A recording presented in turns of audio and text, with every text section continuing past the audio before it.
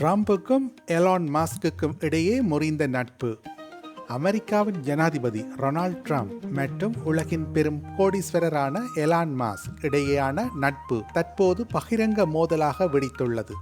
ஆரம்பத்தில் ஒருவருக்கொருவர் பரஸ்பர பாராட்டுதல்களுடன் இருந்த இந்த உறவு தற்போது கடுமையான விமர்சனங்கள் மற்றும் குற்றச்சாட்டுகளுடன் உச்சக்கட்ட மோதலை எட்டியுள்ளன. கடந்த ஜனாதிபதி தேர்தலின் போது ட்ரம்புக்கு எலான் மஸ்க் வெளிப்படையாக ஆதரவு தெரிவித்தார். நிதி ரீதியாகவும் கணிசமான உதவிகளை வழங்கினார். ட்ரம்ப் வெற்றி பெற்றால் மாஸ்கை தனது அரசாங்கத்தில் முக்கிய பொறுப்புக்கு நியமிப்பதாக கூறியிருந்தார். அதன்படி ட்ரம்ப் அதிபராக பதவியேற்றதும் அரசு செயல்திறன் துறை என்ற புதிய அமைப்பை உருவாக்கி அதற்கு மாஸ்கை தலைமை தாங்குமாறு கேட்டுக்கொண்டார். மாஸ்க் இந்த பொறுப்பை ஊதியம் இல்லாமல் ஏற்றுக்கொண்டார். அரசின் தேவையற்ற செலவுகளை குறைப்பது, ஊழல்களை கண்டறிவது போன்ற நடவடிக்கைகளில் மாஸ்க் தீவிரமாக செயற்பட்டார்.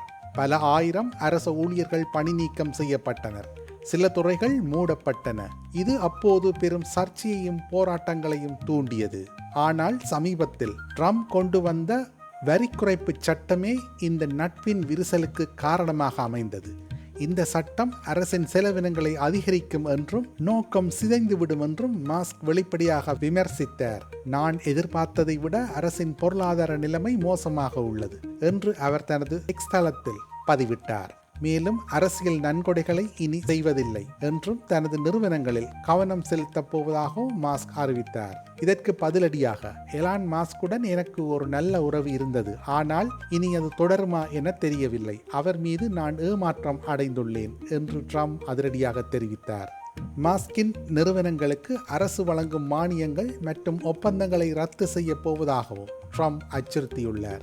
சுயநலத்திற்காக செயற்படுவதாகவும் வெள்ளை மாளிகையில் தனது செல்வாக்கை இழந்ததால் வருத்தப்படுவதாகவும் ட்ரம்ப் குற்றம் சாட்டினார். முன்னாள் நண்பர்களாக இருந்த இருவரும் தற்போது ஒருவரை ஒருவர் கடுமையாக தாக்கி வருகின்றனர். இந்த மோதல் வணிக உலகிலும் அரசியலிலும் பெரும் பரபரப்பை ஏற்படுத்தி உள்ளது. ட்ரம்புடனான மோதலுக்கு மத்தியில் எலான் மஸ்க் புதிய அரசியல் கட்சியை உருவாக்குவது குறித்து தீவிரமாக சிந்தித்து வருகிறார். சமீபத்தில் தனது எக்ஸ் தளத்தில் ஒரு கருத்து கணிப்பை நடத்தினார். உண்மையில் 80% மக்களை பிரதிநிதித்துவப்படுத்தும் ஒரு கட்சியை நிறுவ வேண்டிய நேரம் இதுவா?